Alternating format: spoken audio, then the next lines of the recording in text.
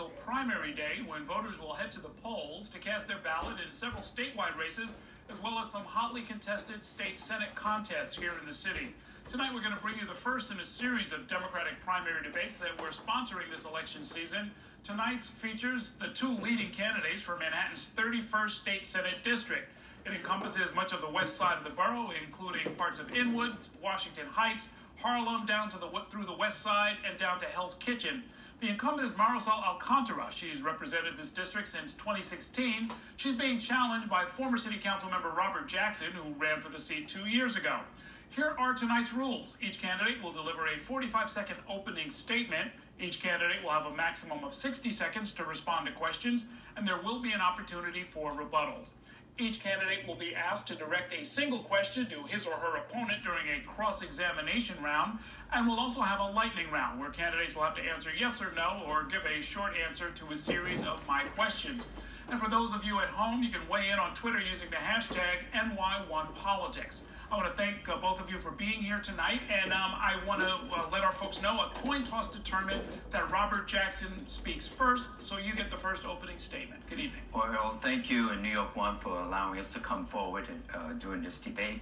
I say to the people of the 31st Senatorial District and to New York City that a change is needed in the New York State Senate. And our State Senator Marisol Alcantara is one of the individuals that we're trying to replace because of affiliation with the IDC, which has basically allowed the Republicans to stay in control of the New York State Senate. And when you look at the record, all of these issues have been passed by the New York State Assembly and not passed by the New York State Senate. What issues? The DREAM Act, the Liberty Act, the rent laws, the New York, the healthcare, women's healthcare, education reform. All of these things have been held up by the Republicans, and IDC has basically allowed that to happen. And then when you talk about issues of concern, my record speaks for itself in the City Council with respect to education, housing, and economic development. Okay.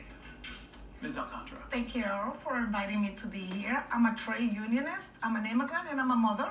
And I'm also the current senator for the 34th Senatorial District. When this seat opened up, I thought that it was important that someone with my background and my expertise had a seat at the table. I am currently the only Latina in the New York State Senate. There are 1.5 million Latinas in the state of New York, and I thought that it was important that someone with my background had a seat at the table. Being the person that I am, I have been a champion for women's issue. For example, I passed a bill in the Senate that addressed the issue of maternal mortality rate for Black women. Why are so many Black women dying after childbirth? As an immigrant, I worked closely with the governor to create the first in the nation Immigrant Legal Defense Fund. You know what that means? That any immigrant in the state of New York has an attorney, whether documented or undocumented. As a trade unionist, I am proud to say that my car check bill was included in the governor's budget as a way to protect public sector union.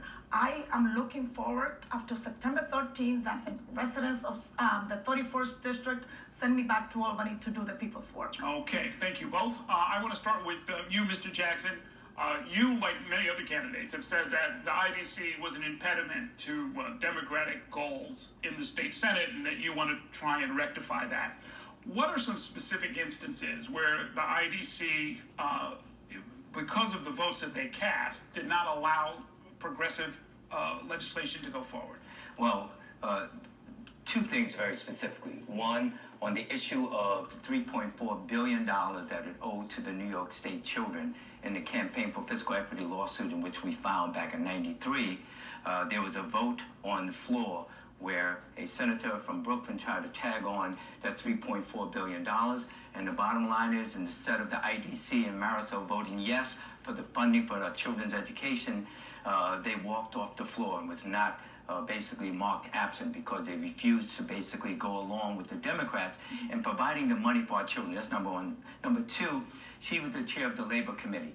The farm workers, 7 days a week with no day off, no overtime pay, and they can't join a union. Bottom line is, for a whole year, she did nothing. And when she held a hearing, because of the pressure from the media, she voted out of the committee. But she knew, being with the IDC, that it went to the Agricultural Committee where it died.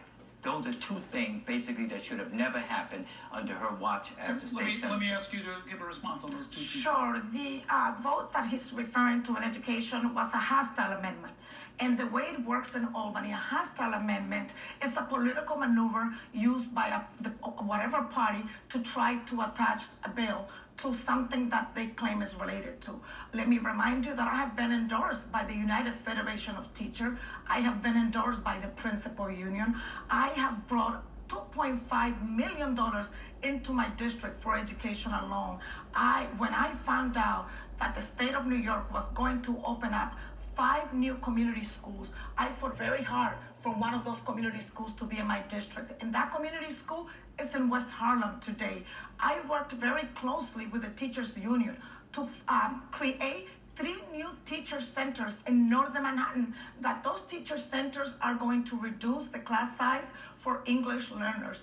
I worked with Communal Life to bring 10 chapters in 10 different schools to provide mental health services to students in the area. Tell me about the farm worker bill. The farm workers bill. The farm workers bill has been in Albany for more than 25 years. As you know, there's 63 senators, 31 Democrats, 32 Republicans. I worked very hard with my colleagues across the aisle, bringing the bill out of the committee, and I did. I have worked with the Commission of Agriculture. I have worked with the advocates to make sure that we were able to move that bill out of the Labor Committee. Mm-hmm. In that particular case, Mr. Jackson, I mean, this has been talked about for decades, and there are some upstate Democrats who normally side with the Republicans and have prevented worker protections from being extended to farm workers for many, many years. But if you're so labor, she says she's labor and she's worked for labor, I'm labor also. And in fact, those people are suffering at the hands of the Republicans, and she enabled that by being affiliated with the IDC. For a whole year, she did nothing on it until she was forced to do it. And then she never answered the question as far as walking off the floor and being marked absent when it came to the funding of our children. As far as a hostile amendment. But let me ask you about instances where you broke with the IDC. Correct. I know you've cast some important votes. I'm thinking of the charter school vote. That's the one I remember happening. But there were others, right, where you broke with the IDC? Correct. I broke with the IDC, the charter to keep the charter cap, plastic bags, banning plastic bags on the state of New York. I broke with the IDC in providing taxpayers money to bail out nuclear power plants. I broke out with the IDC when it came to accountability for folks in the for law enforcement agents. I broke with the IDC on other environmental issues because, I believe that it's important to protect our environment. If you look at my record, I have passed 12 bills that have been signed into law by the governor of New York. Would you have voted differently on any of the bills? I don't know all of the bills that she voted for, but clearly I'm a progressive candidate, and with the bills regarding plastic bags and the fee and all the other things, I would have voted yes.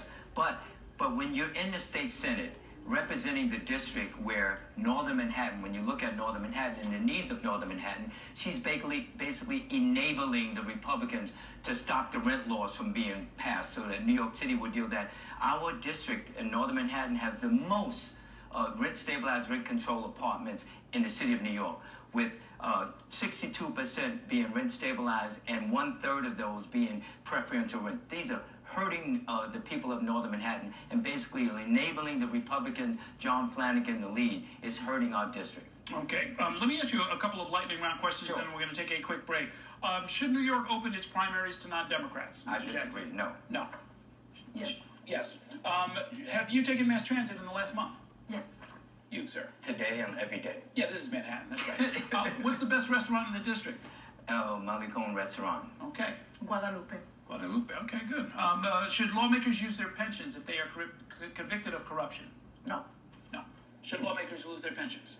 If it's regarding their job, yes. Okay. Do state lawmakers deserve a raise? Of course they do. Yes. Have you ever voted for a Republican? No. No, not yet. Do you support full legalization of marijuana? Yes. Yes. Full legalization for both of you. And I guess finally, are you supporting Kathy Hochul or Jumaane Williams for lieutenant governor? I have a wonderful relationship with Jamani William, him, along with Carlo Menchaca. We were the 3 elected officials that got arrested the day that Donald Trump got elected into office. Okay, so that sounds like a yes. I support Jamani Williams, but I have not formally endorsed him as of yet. Okay, very good. Thank you very much, candidates. We're going to take a short break here. We're going to continue this debate in just a couple of minutes. Stay with us.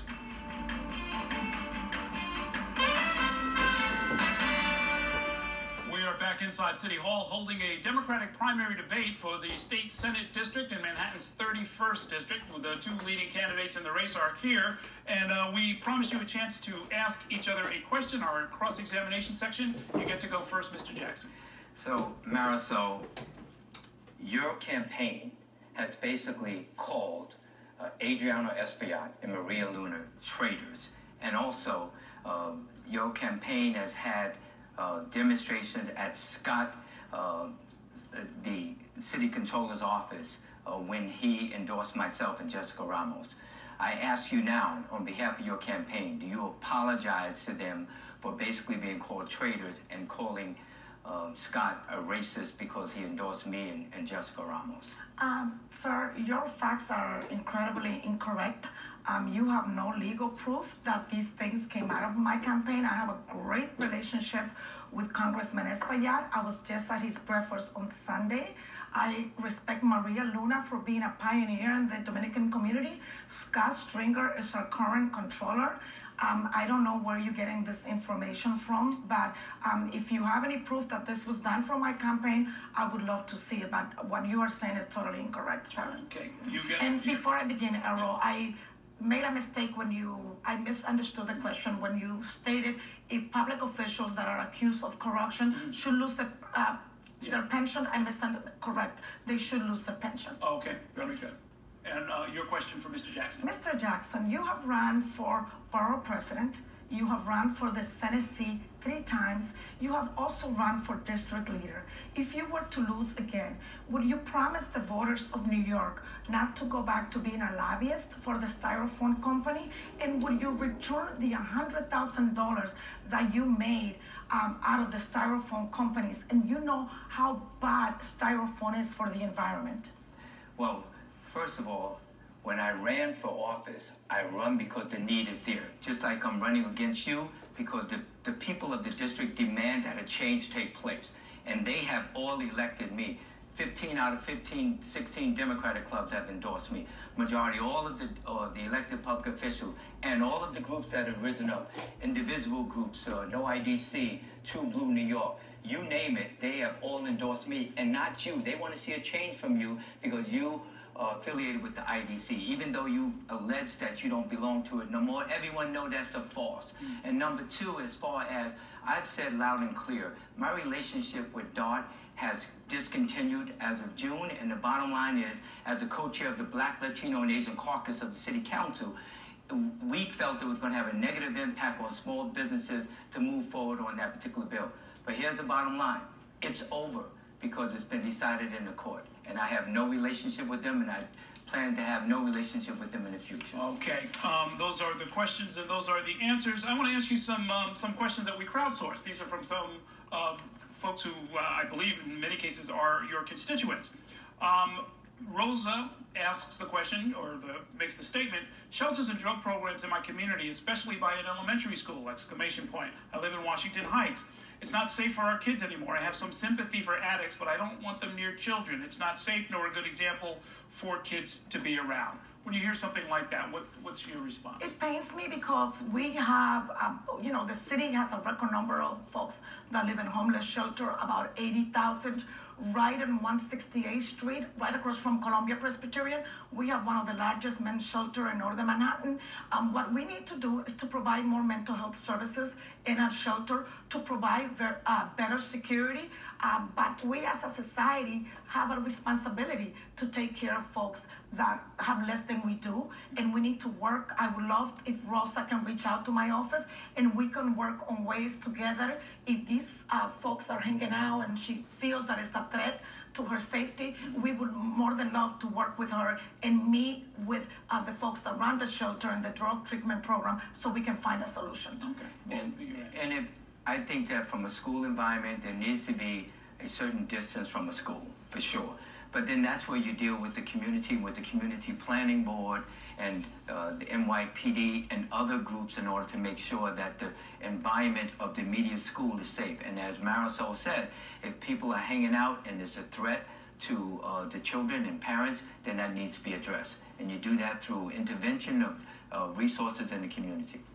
A question from Catherine. I'll ask you to respond first. Sure. Please fix. She's really asking whatever it is that's causing so many businesses to close and leave so many empty storefronts. We are losing services like dry cleaners and laundromats.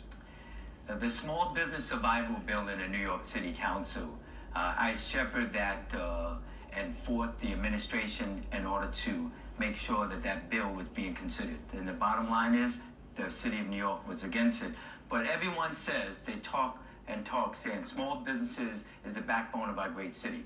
But when it comes to making sure that small businesses stay in place, I don't see the action. So talk is cheap. We want action to have small businesses survive. What would be your action as a state senator? Well, I put forward a small business survival bill where bottom line is if the owner and the landlord didn't reach agreement on the lease renewal, a mediator would come in and mediate between the parties to see if it can be resolved. And if not, binding arbitration. Oh. That was the bill. Interesting. What would be your response? Fantastic question, because I was the author of a landmark MWB bill.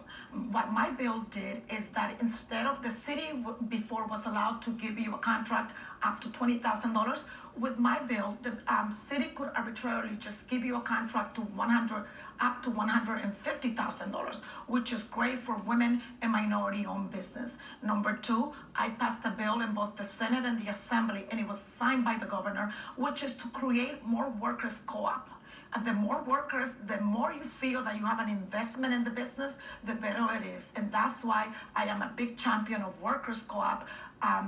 Throughout my district, we have a green cleaning company co-op owned by 500 females in the district. And what they do is they all are owners and they all go and bid in contracts throughout the state. And that's what we need to do. We need to create more workers co-op. We need to work to make sure that our small businesses stay in the neighborhood. My favorite dry cleaner closed out and it was horrible. Yes. So we need to make sure that this is a New York for everyone, not just for people that are wealthy. Okay, you can always replace your lawyer or your psychiatrist, but the dry cleaners, that's or your hairdresser. Serious stuff, right? Let me ask you, what do you think of the Inwood rezoning? Was it handled properly, and what changes would you make going forward? I lived in West Harlem when the former council member rezoned West Harlem. There's a huge building with 5,000 people on 135th and Broadway. Before 2014, 100% of that building was affordable. Now, 65% is affordable, the rest is market rate. So what I'm telling you, Errol, is that a two-bedroom apartment goes for $2,500. If you take the same, no housing was creating, hundreds of business, minority-owned business were displaced. The neighborhood looks great now, but what happened to those folks? Inwood, I don't think that it was done correctly. I'm not a big fan of rezoning. I reached out to the city. I met with organized labor. I met with community groups that were against the rezoning, business owners, and just constituents to hear their concern. Because it's not just a good thing to come out and say, oh, I'm against it. We need to talk and find solutions. I was against it because there was no plan to talk about what kind of environmental effects. I worked with the Nurses Union when Sandy came and ate up all the shoreline. I think that the city should have been more clear. They should have listened to the concerns of the residents, and definitely people should have not been arrested for voicing their concerns. For me, I'm a member of Northern Manhattan is not for sale. I've been a member since day one. I've given testimony and hearings in the district, down at the Central Planning Commission, even at the City Council. I've been against it since day one. The Northern Manhattan is not for sale put forward the proposal, which was basically not supported by Adonis Rodriguez. When it comes to the West Harlem rezoning, you're mistaken. The 3333 Broadway was not in the West Harlem rezoning. The West Harlem rezoning was put forward by Scott Stringer when he came to me and said, we need to protect the integrity of West Harlem, basically from 125th Street going to 155th Street from St. Nicholas to Broadway. And that's what happened in order to protect the integrity of the people that lived in West Harlem. 3333 Broadway was not part of that, so you're mistaken. No, 3333 is the consequence of the effect of what is going to happen in England. No, you're wrong with that. It was the owners opted out of the federal program, and as a result of that, that's what occurred. That had nothing to do with the rezoning whatsoever. Let me ask you, because we're at the end of our time, who are you supporting for governor in the Democratic primary? I haven't come out supporting anyone publicly. And you? Cynthia Nixon. Cynthia Nixon. And who for Attorney General? Zephyr Teachout. Zephyr Teachout. Tish James, I think it would be a historical event for women of color, for women of African descent. She has done a wonderful job. I'm 100% behind Tish. Okay, so people can update their scorecards at home. Thank you so much for an enlightening and civil debate. And folks, if you missed any part of this debate, go online to ny1.com. And remember, primary day is Thursday, September 13th. We're going to take a short break here. Straight ahead, we'll have instant analysis of this debate with a special panel. Stay with us. And all of this, Susan, is that in the name of saying we want different, better, more progressive Democrats in place, in a lot of cases, people are really just kind of supporting establishment candidates. I mean, Robert Jackson is a known quantity. He's been around for a couple of decades now. He's got this long, long list of mainstream Democrats who are with him. Is that the goal here? I think that different activist groups have different goals, but I think the main reason why people are fired up about Robert Jackson is because his campaign, at least this time around, is so heavily invested and connected to the grassroots, and that the sort of establishment endorsements sort of came later on. Wouldn't you argue that he, again, is you know, he's been as, the commitments that he has now very much mirror the ones he's had in the past. I mean, he's got a proven track record. He's been a known legislator. He was in the city council for 3 terms. And if you're going to talk about a history of votes, I mean, here's somebody who voted along with a number of other city council members at the time to allow for a 3rd term for Bloomberg. You know, and that's just something that's part of a canon of votes that we need to look at. I've always seen him as an independent person, experience counts. And they both are. Experience they're both substantive. They're both, the well, he's got more of a trajectory. Fair enough. Let me switch topics. You know, I'm upset, like everybody here in New York, one, that we don't seem to be able to get the governor to sort of come and debate with us. And you know, my argument was always like, hey, you're a pretty good debater. What are you so afraid of? After today, I'm wondering, it's like, you know what? The guy gets in front of a microphone and weird stuff happens. Let's take another look. We showed this at the top of the hour. We're not going to make America great again. It was never that great. We have not reached greatness. We will reach greatness when every American is fully engaged. Yeah, okay, he's going to take he's going to need a couple of days to clean it up. Why? What's that? Why is it wrong? He didn't mean to say that. You mean well, wait a minute. Go back to the founding fathers. This republic. What does that even mean, fully engaged? Because this has never been. Does that mean the dream? No, it means the dream of everyone. The Republicans aren't happy because they want to go back and make America great again as to what they perceive as a good America. You're making a better argument than he did. Well, but I'm not the governor. And it's taken out of context. This is not fair to the governor. It's not fair. He didn't realize what he was walking into. He began to talk without knowing where the sentence is going to end. It happens to all of us. Which is why he doesn't want to be in a debate. Which is very likely why a debate. I speak well. You get used to a podium. The fact of the matter is, there's nothing wrong with being. He doesn't have anyone else. He's arrogant. He's arrogant. He wouldn't pull that stuff. He later tried to clarify it, saying that New York, you know, I mean, that America was. Repeatedly, he's had to clarify after having been on a podium. By the way, with no one else beside him. Can you imagine what it looked like when he does have somebody else yelling? Okay, so you want a guy who actually scripted and is perfect on everything? Come on. I'm not suggesting that. I'm saying that he is a consummate orator, according to him. That's all. It's going to cost him. It's going to cost him at least 1 news cycle. Andrew is a and we can all imagine what the front pages of the papers will. Andrew, give me a call to see if you're really a constant doctor. I don't think you've ever said that. All right. I don't think he's ever said that. Thanks a lot, folks. Very good to speak with you. We're going to take a short break here. Coming up in our final story of the night, with just weeks to go until the start of the new school year, the Chancellor is making anti-bias training a requirement for city educators. We're going to bring you all the details in just a minute. Stay with us.